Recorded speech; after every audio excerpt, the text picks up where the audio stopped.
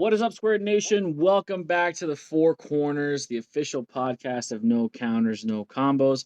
I'm here with my sensu brother, Matt Manning. What is good, my boy? How you living? Oh, I'm living. Feeling good. Got some events on the horizon. Yes. Feeling Yes. ready. We are definitely going to be talking about Feeling ready. that. Definitely going to be talking about that. We're definitely going to be talking about some interesting stuff that has developed over the course of a few days. So let's just jump right into it. This was posted a few days ago on the discussion group from Bandai off their official Facebook page. And what I want to highlight here is Bandai has never considered rotation for the Dragon Ball Super card game and is planning to maintain a non rotating format for competitive events where cards from all sets can be used. We will soon begin a full organized play season for 2022 that includes online and in person Championship Series events with all cards usable, as well as fun and casual events for special regulations such as Unison Warrior Series only. So there's a lot to unpack there. I think we touched on it a little bit in our previous podcast about limiting the card pool and kind of forcing people to play a certain format. I wasn't opposed to doing it, but we definitely both agreed that having Unison Warrior block wouldn't be bad if it was used for like a side event or like a outside of the main event, which is exactly what you had mentioned. So I just kind of want to get your opinion on. Do you think this is something that Bandai is doing like to save face because they feel like they made a huge mistake? Or do you feel like they are actually just listening to the community and trying to do what's best for us as players? I think it's a combination. Um, when it comes down to the amount of negative feedback they received the second that announcement went up that it was going to be a UW format event. Regardless, I mean, I think a lot of why people were mainly upset is because this is the first event of the season. Now, it's not competitive. They said it was not competitive. It's not going to do anything to do with Nats or anything like that. But I think when it comes down to it, you look at the events people want to play in are the events where they can use all their cards. And there's a side event, like they said, we're going to be doing side events and fun casual events with that format. That's awesome. I would totally look into building probably Trunks as a UW format deck. I think that deck would be great. Yeah. Zamasu's another one. Like I think these new set 16 decks will do great in that format. But that's awesome on them for coming for. I think it is saving face. As a good point. But I think this is a great move. Making these events, I think, will spike the attendance and spike player enjoyment. Um, but also saying, hey, we're not totally forgetting about this. Mm. Like we understand people were still looking forward to this, and we'll run it as a casual format, which I think is awesome. I think casual formats are great, like we had said last time. Yeah, I think Dragon Ball needs to start adapting to having multiple um I don't think events is the right word, but multiple I guess like options. Like they need to give people options. Like if you scrub out day 1 and you're stuck at this event for 2 days and you have nothing to do day 2, you know, okay, Feels bad. let's do a side event. Let's do Unison Warrior block only. Let's do a starter deck only event. Let's do uh you know whatever they want to do, tournament of power format, world martial arts tournament format. Like I think they're in a good spot right now where the card pool is extensive enough to start experimenting with these types of blocks. Especially if you're looking at Unison Warrior, it's been around since set 10 and we're moving into set 17. So 7 sets worth in one particular block is a decent sized card pool. But every other game does it. I mean, Magic, like we talked about, Magic the Gathering has tons of different formats. Pokemon has like their regular format. They have like a younger division. Yu-Gi-Oh used to do it with like their Dragon Duel series. So like other games have done these types of things to just kind of keep it fresh. Because at the end of the day, you just want as many people playing your game as possible. So, I think with how quick they retracted their idea, I think it was to save face. But when you save face and it comes out as like a positive decision, you don't really have egg on your face at the end of the day. So it's very like a very strategic move. I actually like you bring up we said like different formats other than just UW. I think like saga formats. I think using the actual saga Okay. trait on those cards would be super dope. Yeah. Like even if it's like a King Piccolo saga format. So now we're looking at all these OG Dragon Ball decks.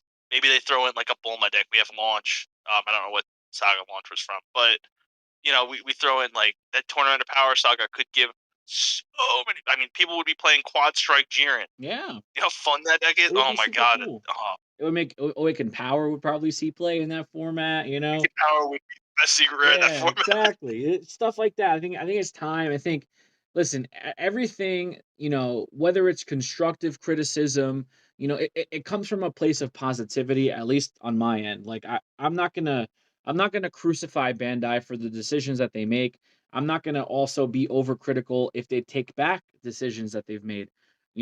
Especially if I can see a trend where overall they definitely want the most positive experience for their player group, then you really can't be mad about it. There are a lot of other companies that don't necessarily listen to their community. I'm not going to name names, but we all know what we're talking about here. I mean, there are some companies that are just in it, just okay. Listen, we're going to print product, and you're going to buy it, and you're just going to deal with it. That's basically what it comes down to. Bandai has been really good at always kind of listening to what the players of their community have been saying, whether it's been, addressing stuff on the ban list or, decisions on formats or, you know, taking back certain things. So, I think, you know, we also have to remember that even though we've all been playing this game for quite some time, they're not even in their fifth year of existence yet. I know it seems like a long time that they've been out just because of the sheer amount of product they put out, but they still have only been around for less than 5 years. So you kind of have to let them make their mistakes so that they can grow and learn from them. I think the next big thing that's going to come to that listening kind of idea is the ban list.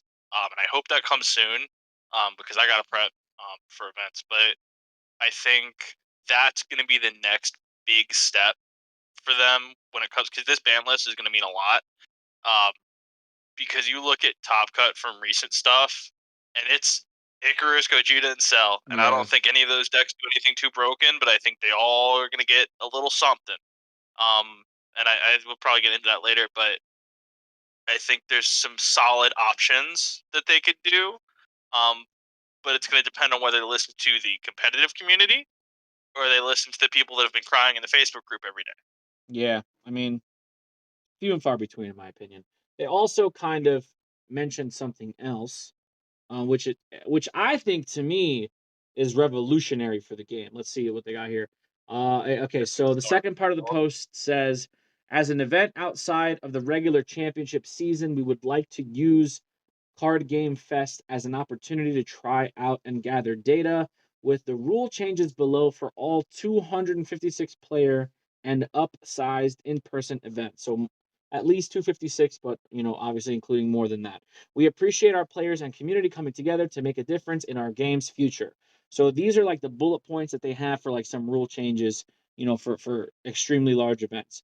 Best of one game rounds, 30 minutes plus 5-minute time limit. 50 to 60 card main deck and up to a 15 card side deck, which is the meat and potatoes here. After players have revealed their leaders, players have 1 minute to complete any side deck substitutions prior to the beginning of the game. After the round, players must return their deck to its original 50-60 card configuration. Top cut matches will either be a best of one game following the above rules or a best of three depending on venue availability. So there's a lot to talk about. Okay. There's another TCG. If you haven't heard of it, it's been pretty popular the past couple years, called Flesh and Blood. Flesh and Blood does this type of best of one style where they have a best of one with a side deck and you sit across your opponent and then you have, X amount of time. I think it's like 5 minutes or so to, construct your main deck out of your siding to just kind of help you with that matchup. Now, I think that um this I think there are things that will work and there are things that will not work when it comes to Dragon Ball. The thing that will work for me, in my opinion, I love playing best of three. I think best of three is how games should be played because losing in a best of one to variance is not fun. So best of three kind of gives you that cushion to where you don't get blown out by a matchup that you weren't really prepped for, and you have answers in your side deck. But in a best of one, obviously a side deck that doesn't exist, so you can kind of come back, from down 0-1 and kind of tie it up, and then go 2-1 in a best of three. So to me, that's just the way of playing games. But now, if you were to incorporate that siding in a best of one, I'd be totally fine with it because now you're seeing kind of what your opponent is playing and you could side accordingly, and then you'll have a better game one experience, or you'll have a better best of one experience. Here's where it could backfire though. A lot of the times in Dragon Ball Super, somebody's playing a specific leader and they're not playing any of the cards that go with that leader. I mean, look at Icarus, right? Icarus is just a good generic yellow leader with good yellow stuff deck. It does not play a majority of the Icarus chain that we got in like draft box 6 or anything like that. So if you don't know, if you don't have prior matchup knowledge and you're going into it blind, you could kind of shoot yourself in the foot, in my opinion. So I am like on the total. I think this is 100% a positive. I think in every single way, this format is everything this game needs. Best of one. So now we're not worrying about. So now control decks can actually exist again. Mm-hmm. Decks like SS4 Bardock and Hatchiak, even though I hate it with all of my being. Decks like Control Sin. These decks that needed that full time limit can exist, and now they're reasonable. So now I don't think Cell Surge, I don't think needs to be touched now, because now you see your opponent has a hand control leader like Broly, set one, Cell Surge, or Raditz. You sit across from them and you're like, okay, I'm going to side in my hand control hate. You sit across from an aggro player, okay, I'm going to side in my big floodgates. You sit across from a mid-range player, okay, I'm going to side in my hate for that color. Right. I'm going to side in my untap hate for blue. Yeah. You know what I mean? So I think what it comes down to is this is where I think player or card pool knowledge is really going to come into effect Oh, in of course. format Of knowledge. course. Of Because course. I'm someone who I test religiously on Untap, and while Mhm. Untap is not the best for seeing the competitive format, it's the best for seeing what people are thinking with specific leaders. So if I sit across from like I go to an event and now I sit across from a Shenron, I'm like, okay, there are so many things that this could be. Chances are though, this is going to be Shenron Cops. That's probably the most popular version of Shenron right now. So Right. I said, okay, so it's Black Hate. What am I going to side in? Probably Floodgates, something like that's going to stop my opponent from attacking me more than once per turn with a battle card. Okay? I sit across from an Android 16 leader, it's only going to be one thing, because if you play Android 16 without that engine, it's Right. poo poo It's doo-doo. pants. Yes. It doesn't work. Agreed.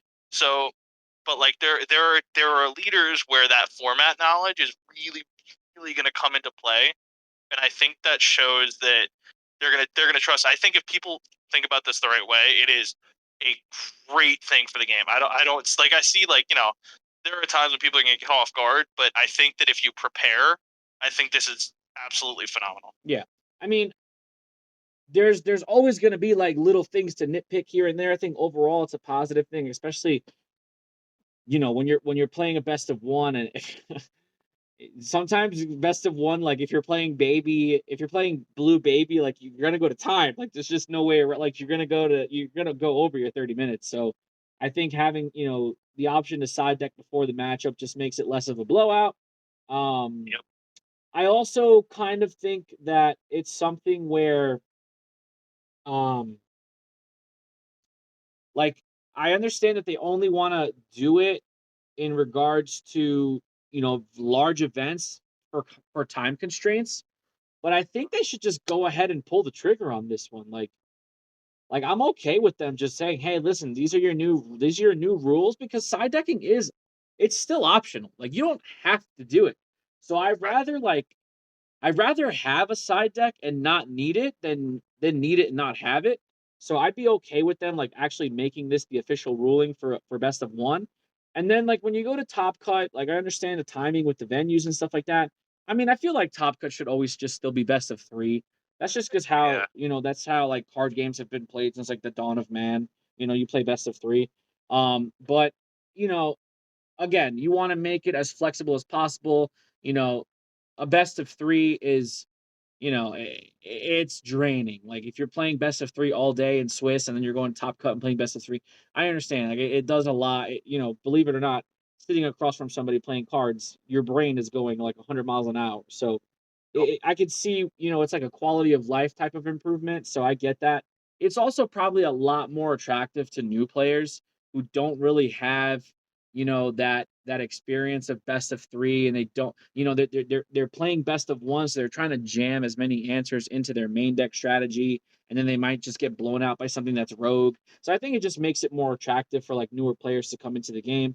But overall, I mean, we were gonna try this. I don't know if the guys did because I didn't go. We were gonna try this at our local this weekend.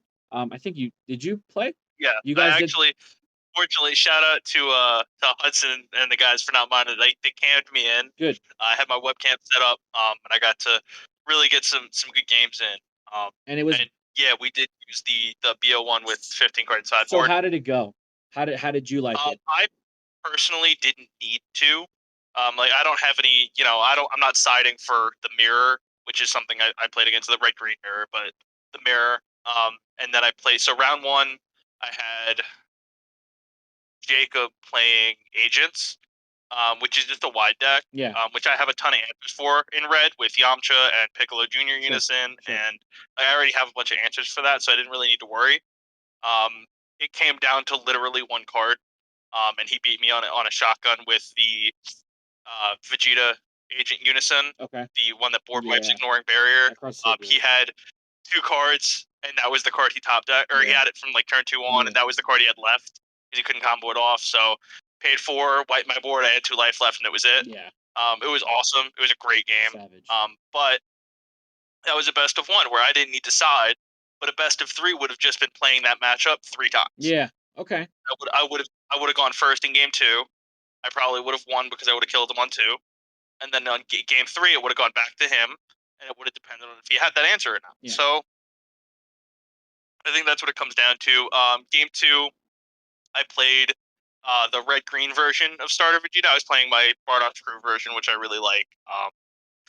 It came down. I mean, I had him at 0 cards in hand on my kill turn. He was at 3 life. He topoed you. Struck 1, struck 2. Yeah. He had topoed me earlier in the turn. Okay. The last card he grabbed from his life was a topo. He paid 2, discarded the last card in his hand. I had no cards left in hand, and that was it. And that I felt real bad. But it's it's something you can't prepare for. Is getting floodgated with the last card in their life. Sure. So yeah, you learn to not throw all of your cards into one turn and get greedy. But that would have been a matchup where again, so I win game 1. He goes first. He gets his Piccolo Jr. off. Probably wins game 2. Goes back to me. Again, that's not a matchup that's sided for. Right. Game 3 was Raditz. This is one where if it was in format Cell Surge, I would have sided into Boras. Sure. Which would have been great. I didn't really give him a chance to stabilize. I felt real bad for Nate.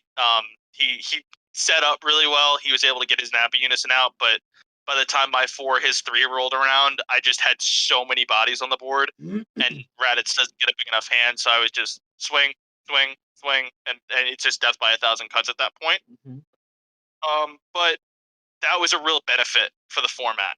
Like seeing that, okay, if this was Cell Surge, yeah, I could have prepped my Deborahs in.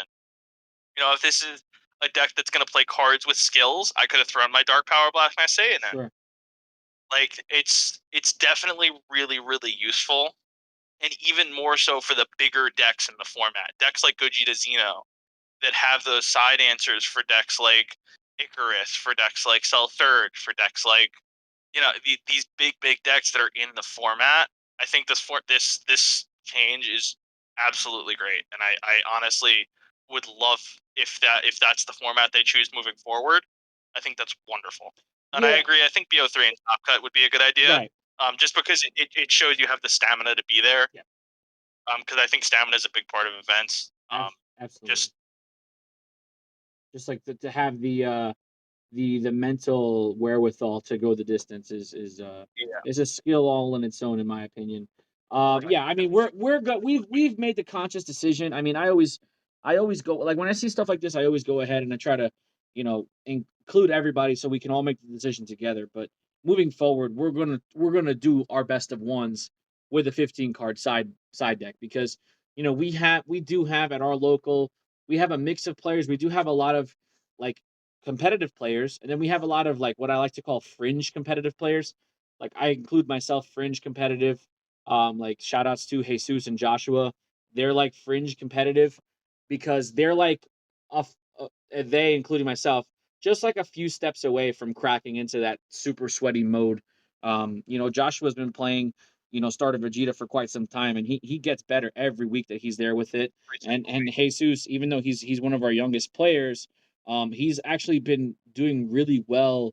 With Turles, he chose a different deck last week for the box tournament, but he's a really good player, and for his age, he knows what he's doing. So you know, I think it's a good thing moving forward because it opens it up for a lot more possibilities. You don't have to Yeah. main deck so many cards to try to answer certain strategies that you might not even come across while you're playing them. So I think it's a very nice way to go about things. Real quick, before we continue, I just want to shout out Your Playmat, yourplaymat.com. If you're into, custom sleeves, custom playmats, they even have custom foil playmats on their website. Feel free to check our link in the link tree in the description box down below. You'll get 10% off of your order.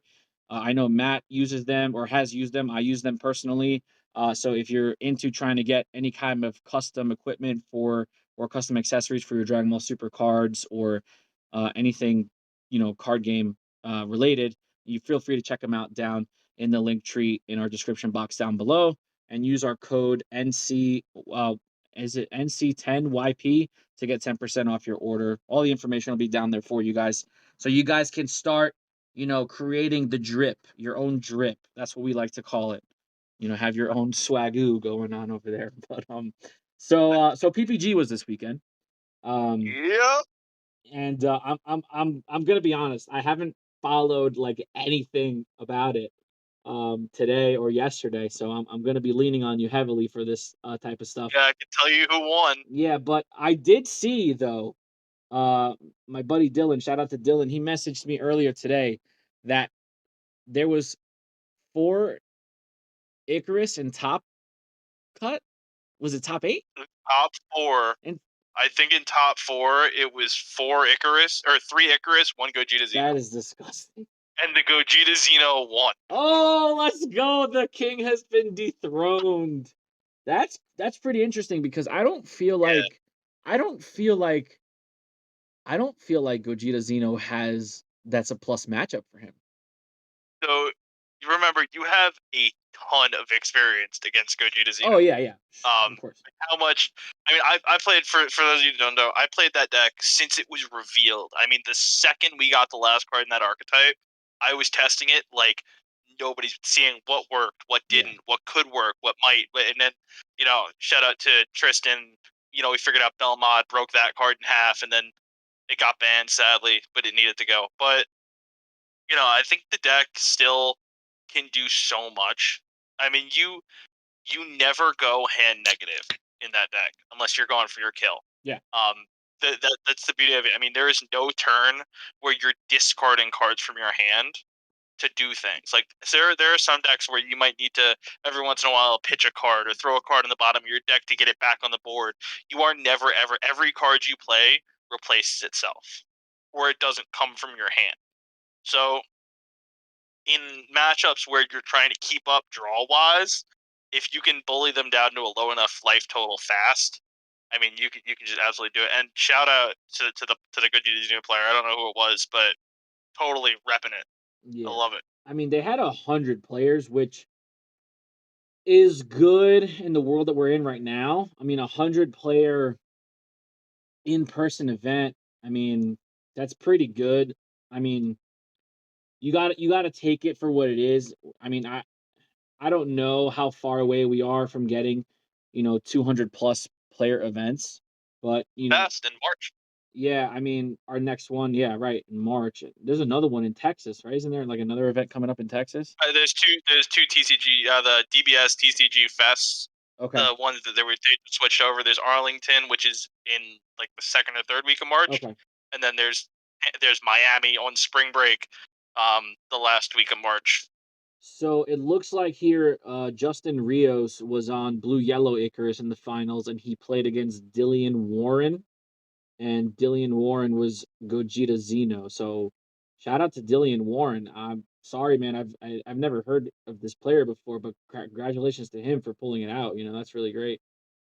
Gogeta True. Zeno player. Now the deck's gonna get hit, and everybody's gonna cry, and we're just gonna get back to the drawing board. So, um, yeah, I mean, listen, events like this, especially PPG, like I think the consensus in the community is there's a lot of top players, in the Florida or like the southern areas down there. I mean, our national champion is from PPG. PPG has Ooh, that's been, uh, you know, involved in the game since its inception, and they've been very dominant from the beginning. Like they've just had so many good players, like players that don't even play the game anymore, and then players that are still pretty active in the community. But it's nice to see them thriving in their environment. Now, we talked about this last week.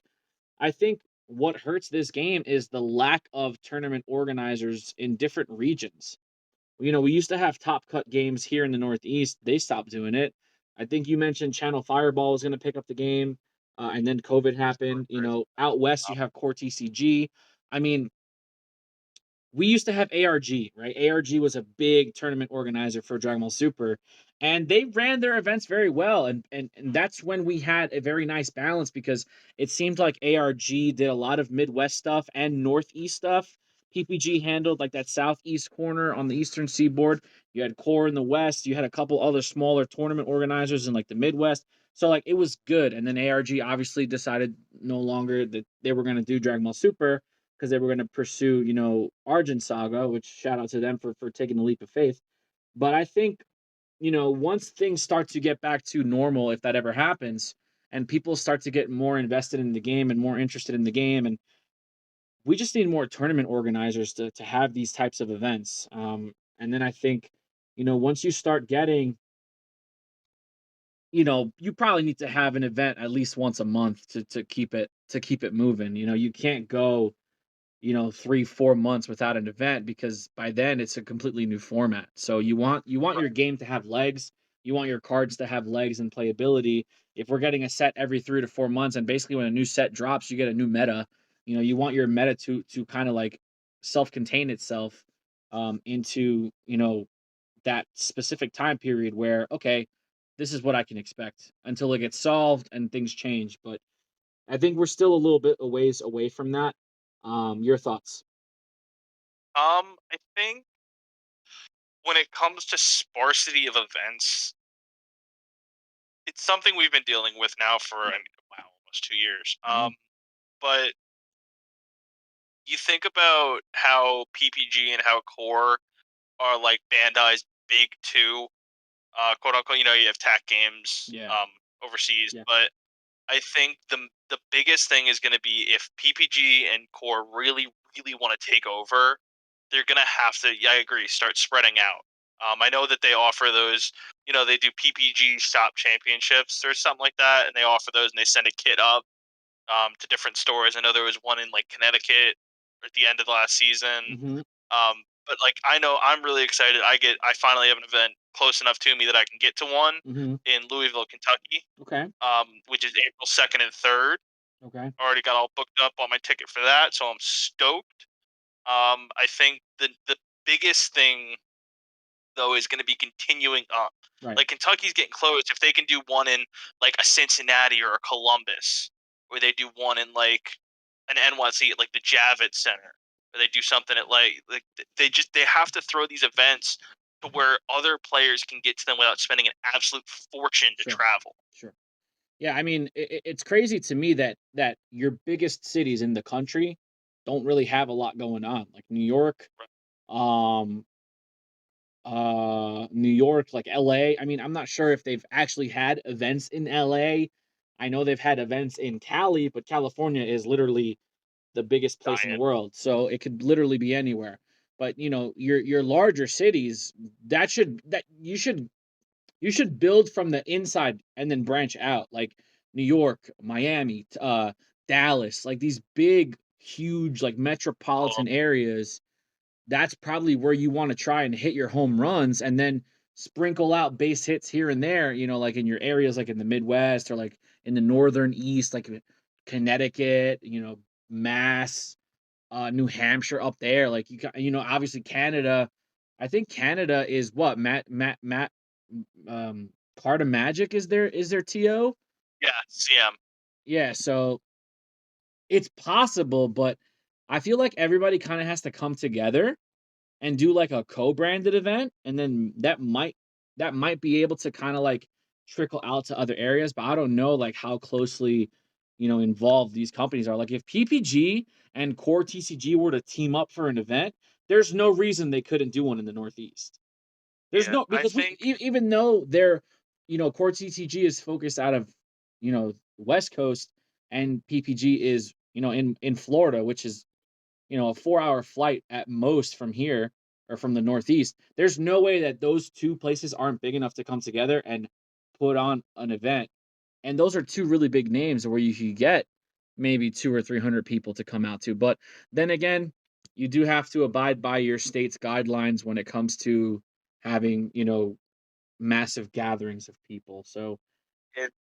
it's just a sticky situation. Yeah, and that's the other thing that I think is still slowing things down. Or these we have limitations, and that's something we have to deal with. But I will say what's propelling. I know the two events, at least outside of TCG Fest, is TCG Con, which is a traveling convention for trading card games Hmm. that hosted the PPG one this weekend. They're hosting the PPG one in Louisville, and I know they travel. So TCG Con may come up Northeast. I don't know if they've announced anything yet. But I know when I saw that April 2nd and 3rd, and I was like, is PPG doing an event? They are. Awesome, sign me up. Yeah. Like, they just need to make these events big enough to really collect data. And that's going to be the big thing. The other thing too is like your biggest conventions, like New York Comic Con, San Diego Comic Con. Like, why are you not pulling to run events in these places? Like, I mean, I know that they used to. Like, I remember certain years, like Dragon Ball Super being at San Diego Comic Con as like a demo day or whatever. But like and there might have been like an actual event or not, or whatnot there or whatnot. But it wasn't like grossly promoted. Like I think the biggest one that we have is Gen Con. Like that's the only one that 100% every year gets Dragon Ball Super, but you have other conventions. I mean, you have freaking like you have Dragon Con, you have Katsucon, you have like all these different conventions. Like Dragon Ball is in the anime space as well as the trading card space as well as the pop culture space. So you have a huge spectrum of things that you can, dip your toe into and just kind of be like, okay, it's not out of place. Like, okay, if I'm going to a convention that's solely focused on anime and cosplay, okay, well, Dragon Ball is a very popular anime and people cosplay as Dragon Ball characters all the time. Dragon Ball Super card game is not going to be out of place at a convention like this. So like I feel like they should like make a bigger push, campaign wise, maybe like a marketing strategy to target these events that they are happening. Like yeah, not as many people are going to cons anymore, but they're still happening. Like you don't need that many people to have an event. Like, we're talking about these events. Like if we get thousands of people, no, we don't. We get maybe a couple hundred at most. On it, right? So you can't tell me that 100 people aren't going to a comic book convention. Like you just can't. Yeah, Like I would just you lie. You sit on a throne of lies if you say that. It's just one of those things where it's like it drives me wild. It drives me crazy that Dragon Ball Super is one of the most recognizable intellectual properties in the world, and this game is probably the least advertised card game I've ever seen. yeah. It drives me crazy. Um, I have to apologize to the Dragon Ball Super community. I've been, I've been, I've not been good I've not been good, a champion of this game this past week. I've not been tuned in. I've not been plugged in. I've not been testing. I've not been building. I've not been doing anything because unfortunately this week Konami decided to release Yu-Gi-Oh! Master Duel for all of the It would be platforms. something serious. No, no. Well, it is serious, Matt. This is serious, man. Yeah, Konami released Yu-Gi-Oh! Master Duel last week on every single platform you could possibly imagine. It's coming to iOS and Android very soon. It's on Switch, it's on PS4, it's on Xbox, it's on PS5 if you're lucky enough to have one. It's on Steam, it's on Atari, it's on Super Nintendo, it's on Game Boy Color. It's everywhere, right? Everywhere you go, there's Master Duel. And my entire YouTube feed this week has been Master Duel, Master Duel, Master Duel, Master Duel, and I've gone sucked in. So I owe the entire Dragon Ball Super card game community a huge apology, um, because I was a bad content creator this week, and I blame it all on Yu-Gi-Oh! Master Duel. Now, with that out of the way, okay, Master Duel is pretty dope. It is fun. It is all automated. Everything is digital. There's no shuffling. There's no cutting. There's no, constant with cards in your hand. You're just playing the game, right? So I had a conversation with one of my buddies about how quickly this would be available for other different card games. Now, I compare Master Duel directly to Magic Arena, which, if you guys have been living under a rock, Magic Arena is basically Magic the Gathering online. It's all digital. There's no actual currency involved with the game. If you don't want there to be, you can earn in game currency. You can purchase packs with in game currency. You can add to your card library. And within Magic Arena, they have different events. They have Friday Night Magic events. They have draft events. They have when a new set comes out, they allow you to purchase packs of the new set and play with all that. So they have just like stuff that you could do. So is Matt, in your opinion, right? Like I don't know if you've played Master Duel or anything like that, if you heard of it, if you looked at it or whatever, but in your opinion, do you think for paper, card games, is this the way to go moving forward? I am split on this because I would play absolute crap out of a Dragon Ball one. Right. But I know the licensing nightmare, like it's been said a million times. There's just no way to license it right. Like it would cost way too much money and the return wouldn't be there. At least not right now. The game isn't as popular as I want it to be. But I think that they need to strike the balance that Magic has struck and that Yu-Gi-Oh has struck, that the card game continues to make money outside of the game. Because if they make this game and they put so much into it, so much heart, soul, and it's like the best thing since toasted bread, then it totally takes away from the physical game, and no one will buy it because you can just spend your money and not go outside. Okay. Like I know, like I would rather go outside and play Okay. with my real cards, Yeah. but there are people that would definitely rather not. Right. I think it's a great idea if they could strike that balance.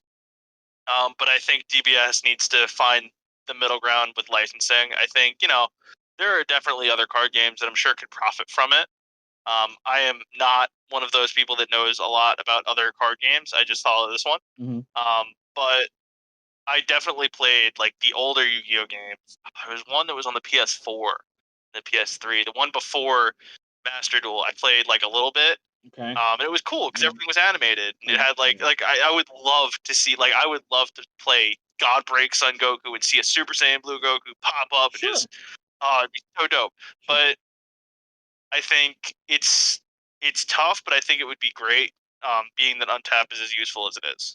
So so I'm gonna play devil's advocate just because I can, right? So the benefit of Master Duel is that you can play Yu-Gi-Oh, right, without having to make an initial financial investment into the paper cards. Um, and for somebody like me whose Yu-Gi-Oh is not their main game, um, it's great because I love Yu-Gi-Oh. That was my gateway into card games. It was the first one I ever played. So obviously, I'm always gonna have a soft spot for Yu-Gi-Oh, but I promised myself that I would never get back into paper Yu-Gi-Oh just because it's so expensive, especially like foiling and all this super rare and ultra rare and secret rare, all this stuff. But the reason I think something like this is good is because it could ignite a flame in somebody who hasn't been playing the game in quite some time to come back. And I know personal examples of this happening. I know people who have never played Yu-Gi-Oh in real life competitively that have been playing Master Duel, and now they're interested in purchasing cards to play the actual game. Because here's the thing, the way Master Duel works, it's not an open library. You don't have access to every single card. You have to earn cards, you have to get packs, you have to pull the cards just like you would in normal in real life. If there's a specific card that you want, you can craft it, but you have to have the necessary Sure. resources in order to do that. And a lot of the staples, your ash blossoms, your effect veilers, these are probably just things that mean nothing to you.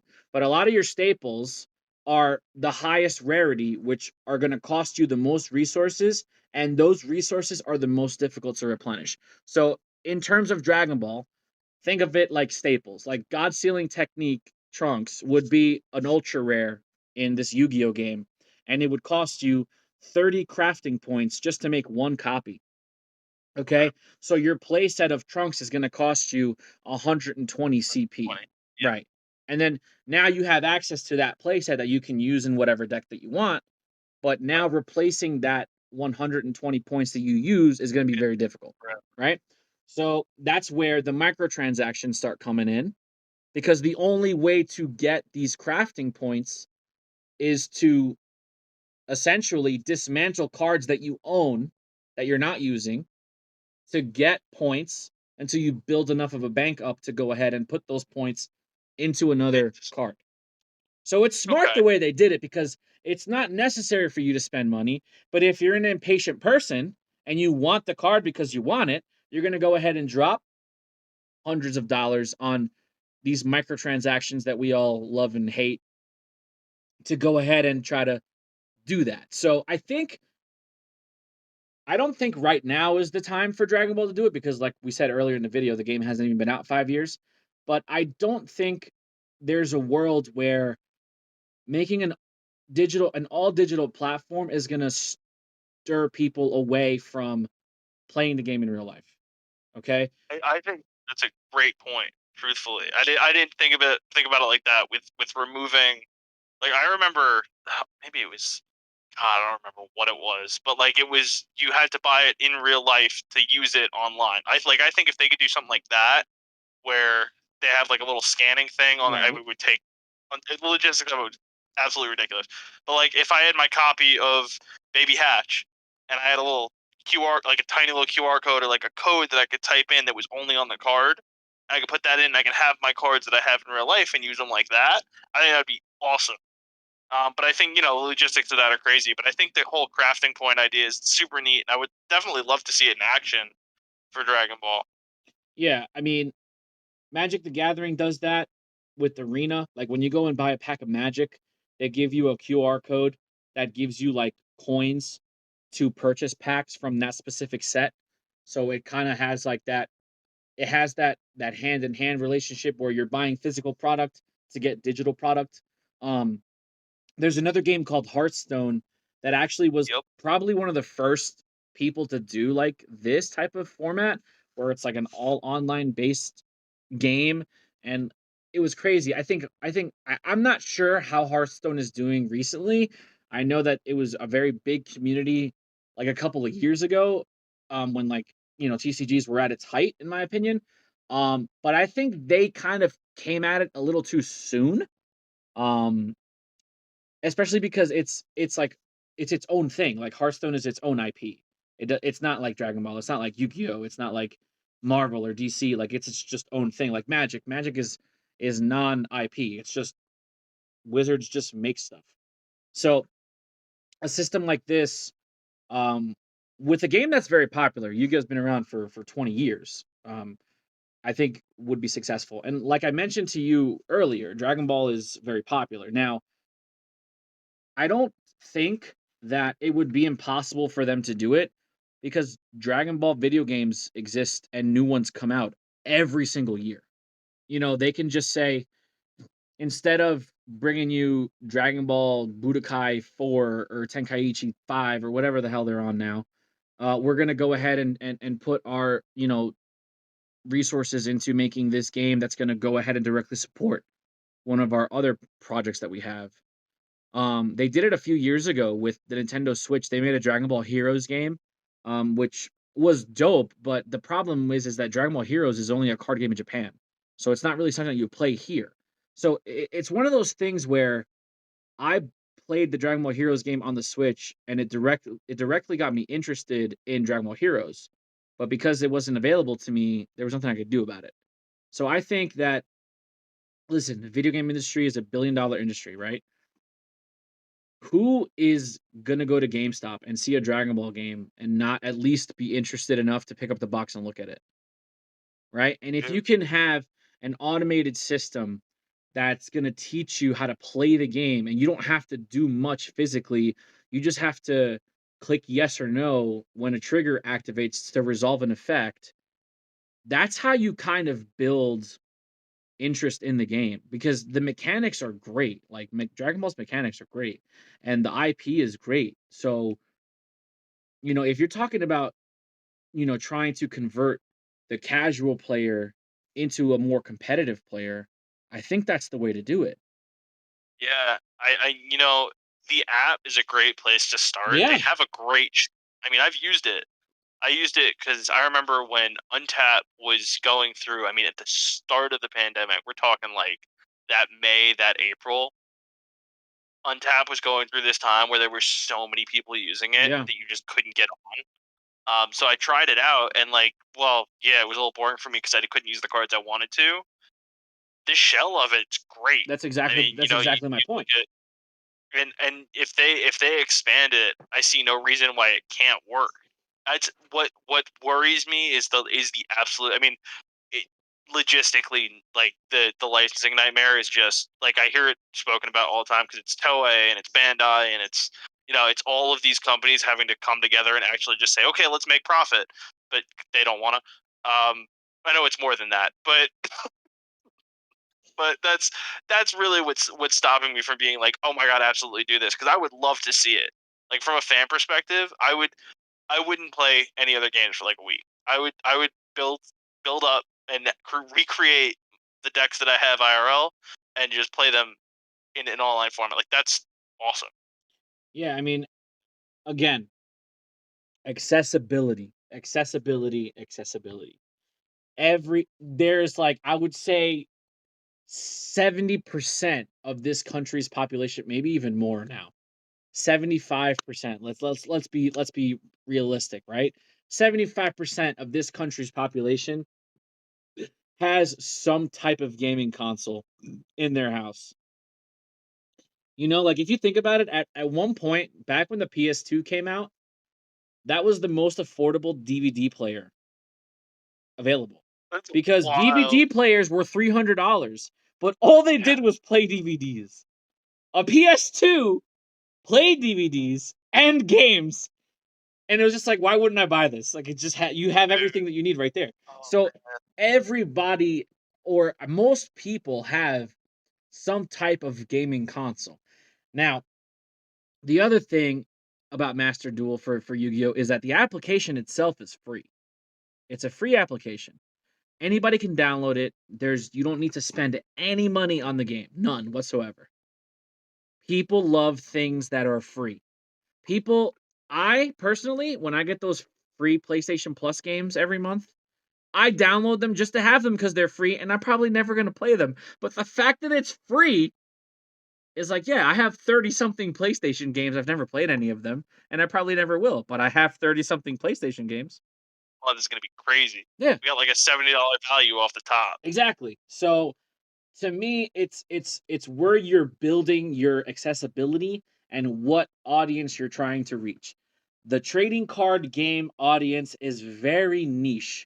As much as we don't want to admit it, the actual trading card game, like the playing of it, is very niche. The collecting of it is probably a lot bigger of a community, but the playing of it is a lot more niche. If you could get the average Joe to sit down and download a free Dragon Ball card game that he can play for a couple hours a week or whatever and learn the basic mechanics of the game, it might interest him, it might not. But you know what? At least that's one more person that knows about the game.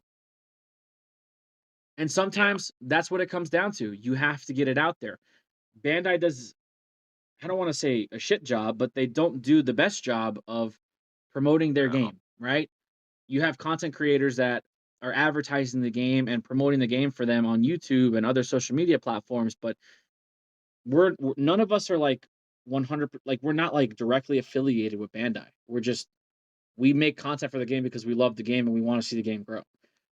So it's, I don't want to say it's discouraging, but if Bandai was to take the proper steps to go ahead and start further advertising their game a little more, it's going to bring a lot more eyes to it, you know?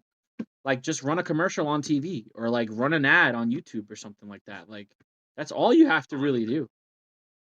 Yeah. Even if they ran like a miniaturized version of the preset trailers that they do, like that would be so simple. And like I know Dokkan has like the little advertisements, new set out now, but that's an advertisement that's literally this big on the bottom of your phone that you're gonna click Right. past And anyways. Dokkan is Like, also in a niche audience too. It's right, mobile it's gotcha the game. audience that probably already knows about it. Yeah.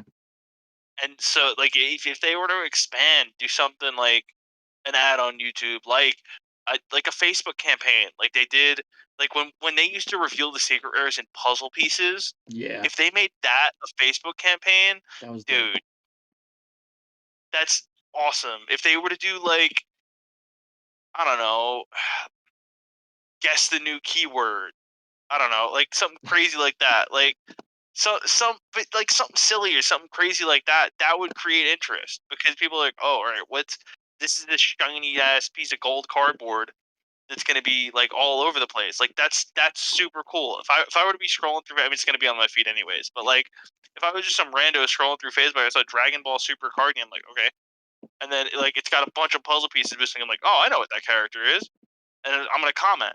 And then okay, now I'm commenting. Now I'm getting notifications on that post. Yeah. Now I'm seeing the post pop up again. Oh wow, now the card's all the way revealed. Wow, it was more than what I thought it was. Wow, that's really cool. I wonder what that's for. And now I'm gonna comment like, hey, what's this for? And now I'm gonna see the discussion group link. I'm gonna click on that. Like, hey, I'm interested in getting into this game, and that's how it like. And I think that would just be awesome if they went back to doing those. Yeah. I mean, But I mean the biggest social media platform that we have right now is TikTok. If Bandai was to just make a TikTok and release like 60-second clips of their trailers, I think that's enough. yeah, I mean that's more than they're doing now, and I think you would reach so many different people on TikTok. I mean yeah, it's 60 seconds. Who's not going to watch it? It's like, okay, cool, Dragon Ball, cool. But I watched it and I liked it. Like yep, it's TikTok, bro. And then the other thing too is I think, I mean, it's never gonna happen because they're more focused on the actual Dragon Ball Super anime. But if they had some type of like OVA or if they had some type of some mini series or something that you could watch that was like related like to the Hero. card game, like how Dragon Ball Heroes is, but like for Dragon Ball Super, like I don't know, man. I might be pulling at straws here. I might be reaching, but like a group of kids, they play card games, and the card game just happens to be Dragon Ball, and then they get sucked into the world of Dragon Ball. Like, who wouldn't watch that? You know, like I think if they were to do something like maybe they release cards mirroring the anime, and it'd be a nightmare to do. But like, maybe a new villain gets revealed. So maybe eventually when they do Moro, we get a Moro expert deck or a Moro starter deck, and like that comes out To when like Moro tie it gets in, revealed. yeah, yeah. I mean, Like kind of time it. Like don't screw releasing the starter decks. Like I understand why they do it like with a set, but like if they do like when a new villain gets revealed or a new transformation happens, like if we were to ever get God please SS4 Vegito in the canon anime, like they fuse into SS4 Vegito. Whoa, SS4 Vegito card out in Dragon Ball Super card game now. Like that would be sick. I think that would be really great, but it's hard. That's again, the timing of that is just a nightmare. Yeah. Like they'd have to prep, not reveal anything, then reveal it and send it. Like, Listen, it is what it is. I mean, we could come up with ideas until we're blue in the face. Before we get on out of here, are you going to locals this weekend? I would like to try and cam in. This would be an off week. I go to Dice Head every other week. Mm-hmm. But I would like to try and webcam in. I'm not gonna put too many eggs in that basket. I may just spend the week workshopping a side deck for Vegeta. Being as TCG Con Louisville is coming up real soon. February is getting close, which means April is getting closer. Yeah. Uh, so event prep is going to be a never-ending cycle for me. But I would love to get some good games in. Thinking about going this week. Yeah, I mean, I was planning on going yesterday or this past weekend, but we got some snow, and I don't like driving in, on the snow, so I didn't go. I was gonna play Shenron Gogeta, but it was obviously Gogeta, the Gogeta is banned, so I was gonna go ahead and play, Shenron like Xeno Gogeta. Oh, So okay. basically, like the whole deck is basically just like you play out Saiyan Scions, you neg them one, you bring out the vanilla Goku and Vegeta Xeno, and you have them on board. If they die, no problem because thwarting can get them, whatever. You could get thwartings and just play thwarting. Or you could play the 8 drop, you tap 4 to play them from the drop, send them to the And give warp. it Yeah, and then you can give thwarting the triple attack and the plus 10k off the lead. blink twice, give it triple Yeah, attack, so it yeah, yeah. more So I time. was gonna do something cute like that, and then I was gonna play the new desire that we got that plays Figure of Majesty in rest mode for Right. free. I was gonna do that just to like because he's basically a unison. You just like draw a card every turn, and then you can revive one of your little guys.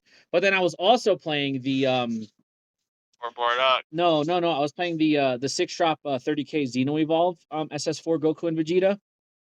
Oh, they play the skills out. Yeah, Yeah, I so like like those. I would like swing with the skill list, tap a black, send the skill list to the Xeno warp because you Ball. want them in your warp, and then put the 30k on And board. that thing. And then that's how I Yeah. was just like Okay. doing that. Yeah. Yeah, I was gonna play that. It was cute, but then I didn't go this weekend, and I'm probably not gonna play it next week, just because I don't feel like it. I haven't played red or green in a while, so I might play red or green. I'm either But gonna red and green. do no, not red and green. Definitely not red and green. Hell no, definitely not. No way, miss me with that. I'm looking at U7 Gohan for my red leader, or I kind of want to go back to playing Videl for green. I'm not exactly sure if I want to do that yet. It's spicy black green Videl Yeah, I didn't like with the it. thwarting. I didn't like it. I thought that was I didn't like spicy. the spice in Videl, like the spice, The thwarting the spice. thwarting spice. That's like freaking It's not like even the missing salt. spice girl. It's not even Thwarty spice. salt. It's not even salt. It's sugar. That's what it is. But yeah, man. I mean, we'll see what happens next week. But with that being said, everybody who's listening, watching, thank you so much for tuning into these. We do have a lot of fun putting these out for you guys.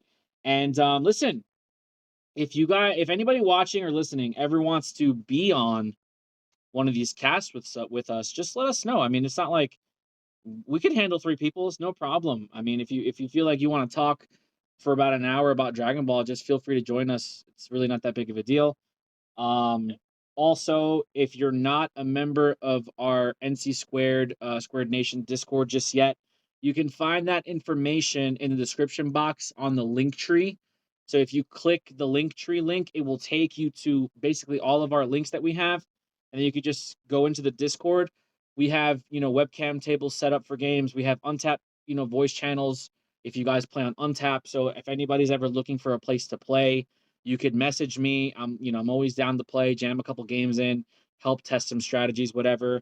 And then when Matt gets closer to his event, I'm gonna put him through the gauntlet so that he's ready. So that's something that he'll have to look forward to there. But with that being said, we're gonna get on out of here. Don't forget to like, share, comment, subscribe, and please hit the notification bell so you can stay up to date with everything No Counters, No Combos. We really do appreciate the support, and we'll see you guys in the next video. Be there or be squared.